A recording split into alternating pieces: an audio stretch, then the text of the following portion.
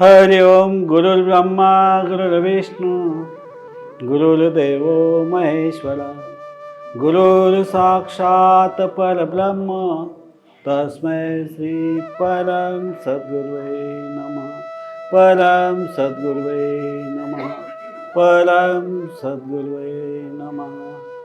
जय श्री दादाजी।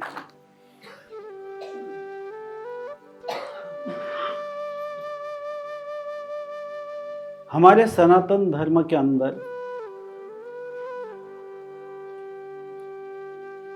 जो एक प्रणाली है, मोक्ष या मुक्ति, हमारे जो ऋषि मुनि की जो परंपरा है उसमें वेदों को बहुत माना गया है। वेदों का ज्ञान ऊंचा ज्ञान माना गया है। वहां पे एस्ट्रल ट्रैवल करने के बाद यानी ऊर्ध्वगामी शक्ति द्वारा स्वयं प्राप्त कर जो जो उन्होंने शिव हम यहाँ ये ब्रीद वाक्य वेदों का है, यानी मैं शिव हूं, यहां तक यानी शंकर जी तक का जो उन्होंने सफर किया है, वो सफर का पूरा ज्ञान इस धरती पर वेद व्यास जी लाए और वो ग्रंथ रूप में 4 ग्रंथों के रूप में हमारे पास उपस्थित है। ये ग्रंथ तो मोक्ष को बहुत ही महत्व दिया गया है। यह मुक्ति हो, मोक्ष कैसे प्राप्त होता है, क्या करना चाहिए, ध्यान धारणा कैसी करनी चाहिए, क्यों करनी चाहिए, हम शरीर है या आत्मा है, ये हर चीज का ज्ञान, देह भाव जो होता है, शरीर भाव हमारा, वो भाव और आत्म भाव, ये सही ढंग से अगर ज्ञान है तो वेदों में मिलेगा, उपनिषदों में मिलेगा। तो मोक्ष को पाना, आत्म साक्षात्कार लेना, ब्रह्म ज्ञान की प्राप्ति होना, योगी होना, जो हमारे शरीर के अंदर सप्त चक्र है वो पूरी तरह से छेदन करने के बाद आज्ञा चक्र में जो अपने आत्मा स्थित है वो सहस्त्रसार और ब्रह्मरंध्र तक का जो आत्मा का सफर है, वो सफर तय करने के बाद योगी होता है। आत्म साक्षात्कारी और योगी, आत्म साक्षात्कार उसके पहले, बाद में ब्रह्म ज्ञान हो जाता है और योगी होता है। तो मोक्ष लोक कहाँ है, ब्रह्म लोक कहाँ है, योगी लोक कहाँ है, स्वर्ग लोक कहाँ है, यह प्रैक्टिकल द्वारा देखा गया है। वहां पे सही में विष्णु है क्या, वहां पे ब्रह्म भगवान है क्या, शंकर जी है क्या, यह प्रैक्टिकल द्वारा उन्होंने देखा। किन्होंने? वेद व्यास जी ने। नरक भी देखा, तो मतलब में हर चीज का जो भी वर्णन है ग्रंथों में आपको मिलता है। और जो वेदों में जो ज्ञान दिया गया है वो सही ज्ञान है। तो मुक्ति पाना, मोक्ष पाना, मुक्त होना, जो 84 लक्ष योनि है उसमें से क्या होना? मुक्त होना है। मुक्ति का अर्थ वही होता है, मोक्ष पाना। तो आत्म साक्षात्कार लेने के बाद कहाँ कहाँ तक आदमी सफर कर सकता है। जो हमारे शरीर के अंदर जो सूक्ष्म शरीर है वो शरीर के बाहर निकाल कर वो स्वयं वो ट्रैवल करते हैं, वो लोक में जाते हैं। वो लोक में जाने के बाद वहाँ का वर्णन करते हैं। जैसे अपने इसमें जो दिव्य दृष्टि धारक है वो ट्रैवल करते हैं, उसे एस्ट्रल ट्रैवल कहते हैं। तो वो एस्ट्रल ट्रैवल करते करते शिवलोक तक पहुँचे, आगे तक जाने का रास्ता शायद वहाँ पे नेति नेति कह दे जो परमात्मा है। तो परमात्मा है, जब कब तक हम परमात्मा को नहीं मानेंगे कि जब तक हम स्वयं आत्म साक्षात्कार नहीं ले लेते, जब हम स्वयं आत्मा को देख नहीं लेते। मतलब में कौन किसको देखेगा? दृष्टा और दश, ये दो पार्ट हो जाते हैं ना, देखने वाला और दिखाई देने वाला है। तो दोनों एक ही, स्वयं को देखता है, खुद ही खुद को देखता है, मैं ही मैं को जानता है। तब जाकर स्वयं को पता चलता है कि मैं एक आत्मा हूं। और बाद में जो सफर चालू होता है, स्वयं जो जितने धारणा करेंगे, जितना ध्यान करेंगे, उस प्रकार स्वयं शरीर से निकलकर ऊपर तक का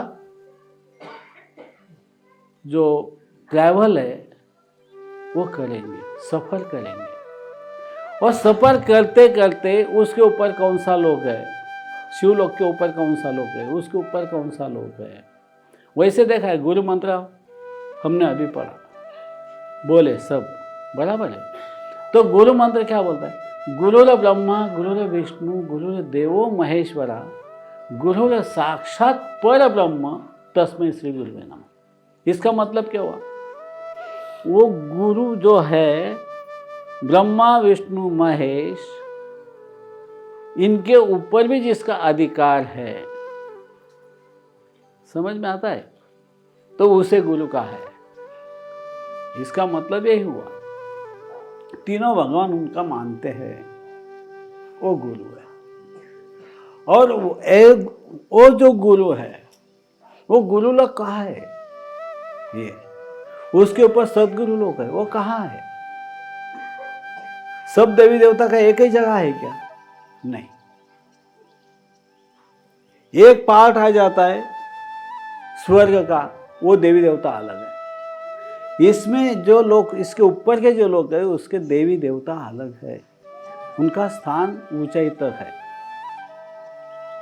तो परम सदगुरु जो बोलते हैं, तो परम सदगुरु क्या करते हैं? परमात्मा और अपना क्या करते हैं? परमात्मा और अपना संबंध जुड़ा देते हैं, उन्हें परम सदगुरु कहते हैं। जो परम सबसे पर है, उनका क्या होता है? संबंध बना देते हैं, और उसके क्या हो जाता है? परम धाम तक का प्रवास या सफर तय हो जाता है। तो मोक्ष में मतलब में इतना ही है क्या?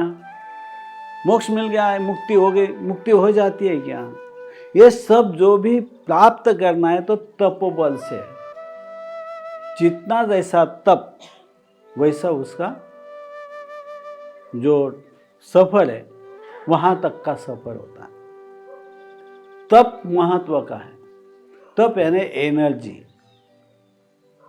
ध्यान में रखना। तप को ही क्या बोलते हैं? एनर्जी होती है, एक एनर्जी है, ऊर्जा है ये। और जितनी हमारे पास ऊर्जा ज़्यादा होगी, जितना तप हमारे पास ज़्यादा होगा, वैसे वैसे वो लोक में उसका स्थित हो जाते हो। मतलब में कैलाश में भी रहने वाले, विष्णु लोक में भी रहने वाले, खाली एक ही विष्णु ऐसा नहीं है, ऐसे बहुत सारे हैं कि मोक्ष लोक में रहते हैं, कोई ब्रह्म लोक में रहते हैं, कोई योगी लोक में रहते हैं। कहने का मतलब मुक्ति 100% अगर हमें मुक्ति कब मिलेगी? समझो, जब तक हम परमात्मा की प्राप्ति नहीं कर लेते। वैसा देखा है तो बाद में मैं और एक प्रवचन में आपको बोलूँगा, बहुत कुछ आगे का है। इस प्रवचन में परमात्मा तक का हम कहते हैं। तो परमात्मा जहाँ तक है, वहाँ तक जो हमारा सफर तय होगा, तय करने के बाद वहाँ हमारा सेटल रहने का इतना तप बने। मतलब तप कितना होना चाहिए हमारे पास?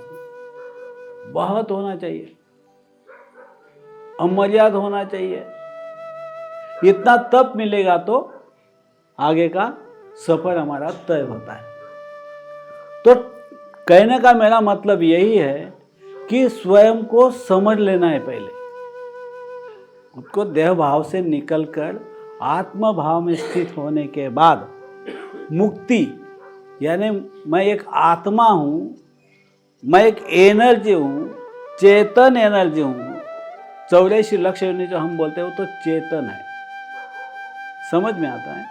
और कोई तो स्थायी है, बद्ध कहते हैं उसको, वो भी है। जो बद्ध है उसमें भी एनर्जी है, और जो चेतन है उसमें भी एनर्जी है। पार्टिकल से बना है, चेतन पार्टिकल है और मटेरियल भी पार्टिकल है, समझ में। बद्ध जो है मटेरियल है, ये मटेरियल भी पार्टिकल से बना है और चेतन भी पार्टिकल से बने, मतलब में 2 पार्ट बने हैं। आत्मा जो है वो चेतन पार्टिकल है, जिसे सोल कहते हैं, वो क्या है, चेतन पार्टिकल है।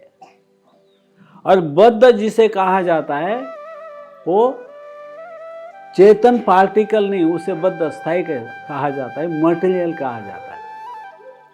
ये मटेरियल अलग और चेतन जो है वो अलग है। तो चेतन को ही मोक्ष में जाना है। तो 84 लक्षणों में खाली मनुष्य ही एक ऐसा प्राणी है जिसको इतना टैलेंट दिया है।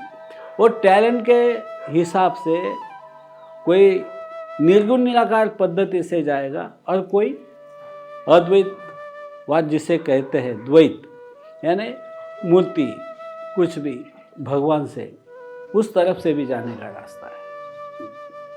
जाना वही मार्ग से है। वो भगवान भी जो भी होगा, राम हो, कृष्ण हो, विठल हो, जो भी भगवान है, जो भी देवता है, जिनकी भी हम पूजा करेंगे, अर्चा करेंगे, साधना उनके लिए करेंगे, तो वो भगवान वहाँ तक हमें पहुँचाने की कोशिश करता है। तो उसको भी, जो भी साधक है, जो भी भक्त है, तो उस भक्त को ले जाने के लिए एक माध्यम जो होता है, गुरु होता है। और सही गुरु मिल जाए, सही रास्ता मिल जाए, तो वहाँ तक पहुँच जाता है आदमी।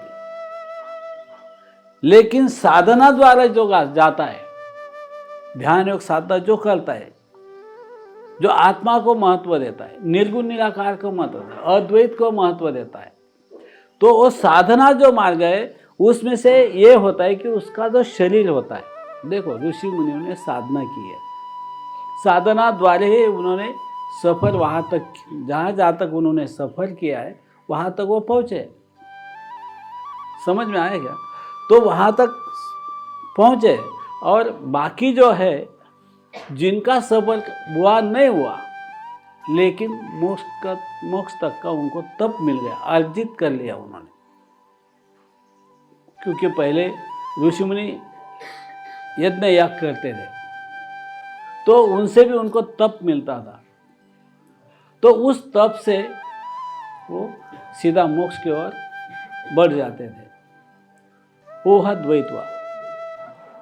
और अद्वैतवाद से क्या होता है कि आत्मा को, जो निर्गुण निराकार है, वो चेतन है। जो चेतन आत्मा जब तक शरीर में है तब तक ये शरीर चलता है, बोलता है, संसार करता है, सब कुछ कर सकता है। जैसा टैलेंट होगा, जैसी साधना करेगा, उसी प्रकार उसका क्या होगा, सफर चालू होगा। सफर मेन है, महत्व का है। क्योंकि सफर कराने वाला गुरु भी वैसा होना चाहिए। अगर गुरु सही मिलता है तो सफल होता है, अगर गुरु सही नहीं मिलेगा तो सफल कहाँ से होगा? क्योंकि इसमें से सूक्ष्म जो बॉडी है, सूक्ष्म शरीर हम जिसे बोलते हैं, वो निकालना, फिर सफर शुरू करना, वहाँ तक ले जाने का रास्ता जो है, जो रास्ता होता है, वो वहाँ तक का उसको मालूमत हो। जब मालूमत होगी तब वो सफर करेगा, और वहाँ से एक एक सफर करते तय करते हुए आगे तक पहुँचता है। परमात्मा तक जाना, ये मेन कार्य जो है उसको सफल करने के बाद, और ये पूरा का पूरा तप से ही, जितना तप वैसी हमारी मुक्ति। समझो एक मोक्ष लोक में खाली चले गए, इतना ही तप है, तो वहां पे भी तप करना पड़ेगा आगे जाने के लिए। यहाँ अवतार लेंगे, जैसे बहुत से, जैसे तुकाराम महाराज हुए, ज्ञानेश्वर माउली हुए, साईं बाबा हुए, ऐसे बहुत सारे ऐसे यहाँ पे अपने धरती पे अवतार लिए।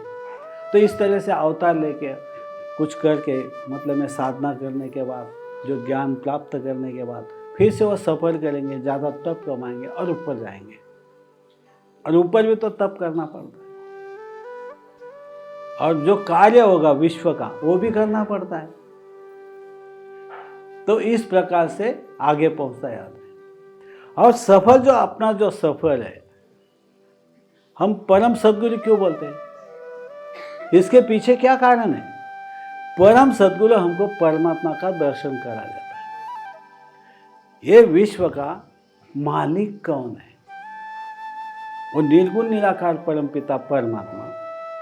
उसका दर्शन नहीं, जहाँ पे निर्गुण निराकार परम पिता परमात्मा रहता है, वहाँ तक का वो सफर है, वो तय करके वहाँ पे हमें क्या मिलता है? वो लोक मिल जाता है।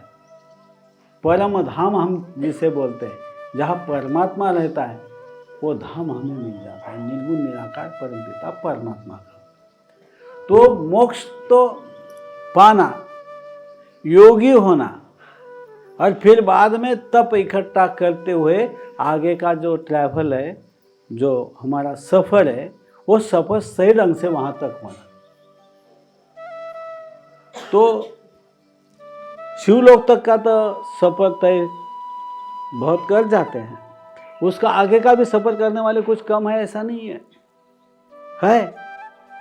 क्योंकि जब हम ट्रैवल करेंगे, हम सफ़र करेंगे, उस लोक में जाएंगे, तो वहाँ पे कितने बैठे, कौन कौन बैठे, इसकी टैली होती है। जैसे जैसे लोक में जाओगे उस तरह से वो टैली होती जाती है, सच्चाई का मालूमात होती जाती है। तो सफ़र होना जरूरी चाहिए। तो मोक्ष तो मिलता ही है, क्योंकि सनातन जो हमारे ऋषि मुनियों की परंपरा ही है, वो ऋषि मुनि की परंपरा बहुत ही ग्रेट है, बहुत ऊंचाई स्तर की है। द्वैत और अद्वैत, ये बात दोनों क्या है, भले कुछ भी हो, लास्ट में निर्गुण निराकार तरफ ही ले जाते। दोनों मार्ग ऐसे है कि जो परम पिता परमात्मा निर्गुण निराकार है, वहाँ तक पहुँचाने के दोनों मार्ग हैं। इतना ही है कि ये मार्ग से बीच में एक एक दो दो कुछ ना कुछ मिलते जाएंगे। भगवान इस भगवान के पास जाने, अरे वो कहेंगे भगवान उसका ऊपर का कर, फिर बाद में ऊपर का कर, इस तरह से। तो द्वैतवाद में इतना ही हो सकता है। और अद्वैतवाद में क्या होता है कि आत्मा निर्गुण निराकार है और परमात्मा भी निर्गुण निराकार है। तो आत्मा का जितना बल बढ़ता जाएगा, तपोबल बढ़ेगा, उसी प्रकार उसका क्या होगा, एडवांस होगा। दोनों तरफ तप ही करना है, तप के बिना होगा नहीं। देवी देवता है या नहीं, वो पाठ जो वहां जाने के बाद पता चलेगा ना। यहाँ तो भाष्य करके क्या फायदा होगा। यहाँ मैं बोलूँ नहीं द्वैतवाद झूठ है, ये बोलूँ तो भी झूठ ही है। मैं बोलता हूँ ये झूठ ही है। मैं बोलूँगा कि अद्वैतवाद है ना, आत्मा जो निर्गुण निराकार से जाए वही सही है। दोनों तो वही ले जाने वाले, दोनों जगह तप लगने वाला। जितना तपोबल बढ़ेगा, उसी प्रकार मोक्ष की गति वो आगे आगे बढ़ती जाएगी निर्गुण निराकार काल तक। खाली आत्मा का साक्षात्कार लेने से मैं निर्गुण निराकार हो गया, ये झूठ है। परमात्मा समान हो गया, झूठ है। क्यों झूठ है? खाली तूने तो आत्मा साक्षात्कार लिया है, तेरे पास बल खाली आत्मा साक्षात्कार का था तो हो गया। लेकिन आत्मा साक्षात्कार योगी बनने के बाद वो मुक्त हो जाएगा क्या? उसके पास वहां तक कितना तप है, कितनी ऊर्जा उसने इकट्ठा की है, वो ऊर्जा का ऊपर सब ऊपर का सफर है। जय श्री दादाजी।